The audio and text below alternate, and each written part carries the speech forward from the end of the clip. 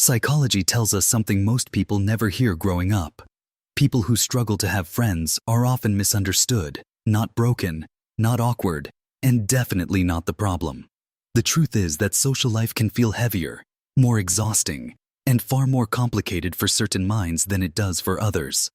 If you've spent years feeling like friendships are harder for you to build or maintain, it doesn't automatically mean something is wrong with you. In many cases, there are real psychological reasons behind it, and they run much deeper than most people realize. The first reason is that you have a very low tolerance for fake people. Think about how many times you've sat through a conversation forcing a polite smile while quietly wishing it would end. People who struggle with friendships often pick up on insincerity almost immediately. Gossip, subtle manipulation, performative personalities. Your mind notices it all. As people become more self-aware, their tolerance for inauthentic behavior tends to drop dramatically. You'd rather spend time alone than pretend to enjoy conversations that feel shallow or dishonest. Many social circles are built on polite masks, where people smile to someone's face and criticize them the moment they leave the room. If your brain is sensitive to those signals, you notice them instantly. Your small circle isn't a sign that you dislike people. It's usually a sign that you value peace and emotional energy more than forced social participation. The second reason is that you crave real connection instead of surface-level interaction. Have you ever been surrounded by a room full of people and still felt invisible? That experience often happens when the conversations around you never move beyond small talk. Your mind is naturally drawn toward depth. You want to talk about ideas, emotions, meaning, life direction, and the dreams people carry inside them. Casual chatter about weather, gossip, or trivial updates can feel mentally empty. Because of that, socializing sometimes feels like work rather than enjoyment. You don't just want people nearby. You want people who feel like home. Until you encounter that kind of connection, silence often feels more honest than pretending you belong somewhere you don't. This can feel painful because you watch others form friendships effortlessly. They seem to bond quickly through shared jokes or everyday conversation while you remain on the outside. But this difference isn't laziness or social incompetence. It simply means your brain is wired for meaningful interaction, and those connections are rarer than most people admit. The third reason is overthinking. Many people who struggle with friendships have highly active minds. After a conversation ends, you might replay the entire interaction in your head for hours or even days.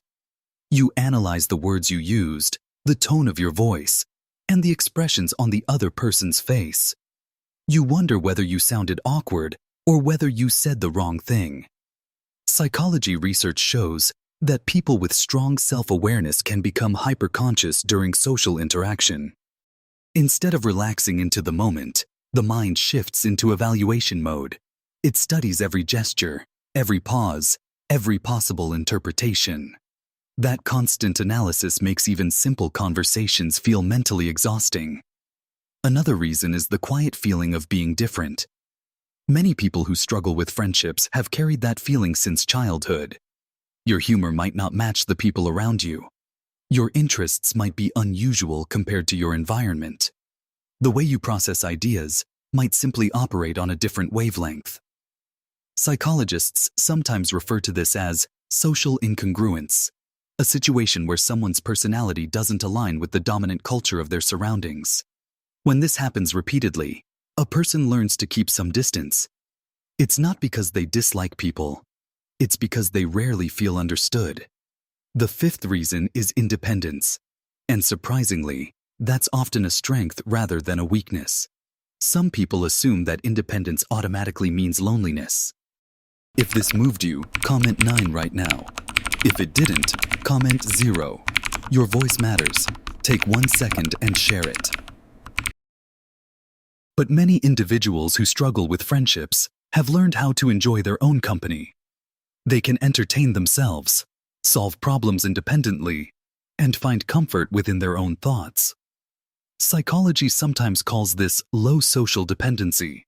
Instead of relying heavily on external validation, These individuals draw stability from their internal world. That doesn't make someone cold or distant.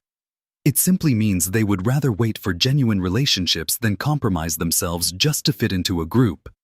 Another factor is past rejection. Experiences in childhood or adolescence can leave deep marks that remain invisible to others. Being excluded from groups, betrayed by someone trusted, or constantly feeling overlooked can shape the way someone approaches new relationships. When trust has been broken before, the brain becomes cautious. Instead of jumping quickly into social bonds, you observe. You evaluate. You take your time before letting someone close. This behavior can look like distance from the outside, but internally it's often a protective strategy. Not everyone deserves access to your life, and your mind has learned to raise the standard for trust. Social energy also plays a role. Some people feel energized by long conversations and crowded environments, while others feel drained by them. If your nervous system processes emotional and social information more intensely, even a friendly conversation can require a large amount of mental energy. You're constantly interpreting tone, facial expression, body language, and context. While extroverted personalities may gain energy from social interaction, your battery may run out quickly. That's why alone time isn't just something you enjoy. It's something you genuinely need in order to recharge. Fear of judgment can also quietly shape social behavior.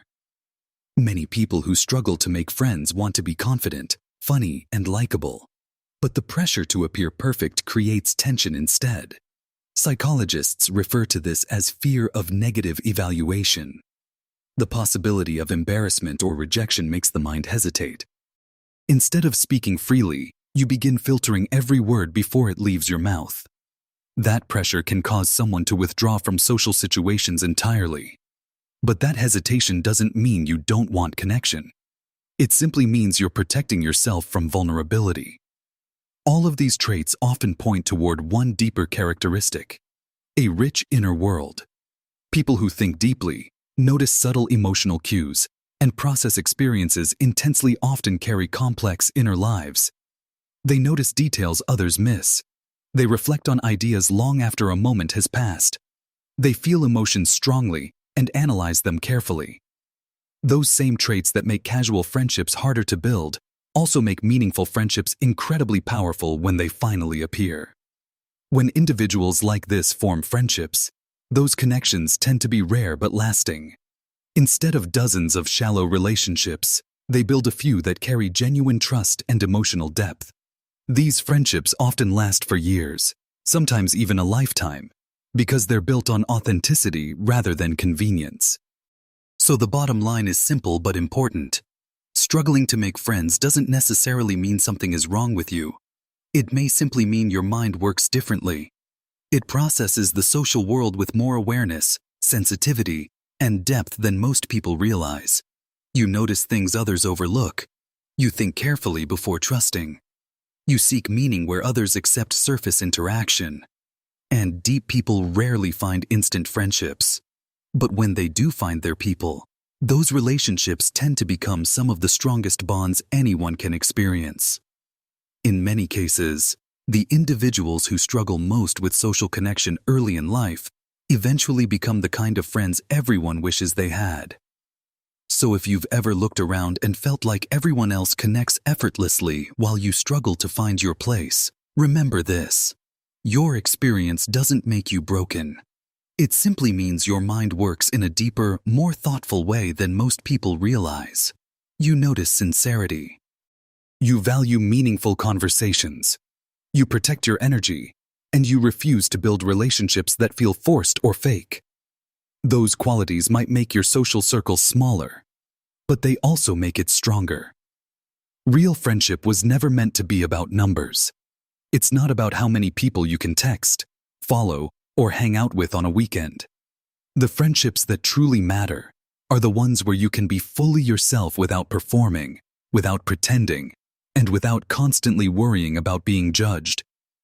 And people who think deeply, feel deeply, and value authenticity often take longer to find those kinds of connections.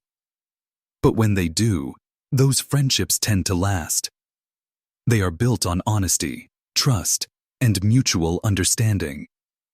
In a world full of shallow interactions and temporary connections, that kind of bond is incredibly rare and incredibly valuable. So, if your path to friendship has been slower or more complicated than others, it may simply mean you are searching for something real. If this message resonated with you, take a moment to support the channel. Like this video so it can reach more people who might need to hear it. Share it with someone who has ever felt misunderstood or out of place. And don't forget to subscribe for more videos exploring psychology, human behavior, and the deeper truths behind the way we think and connect with others.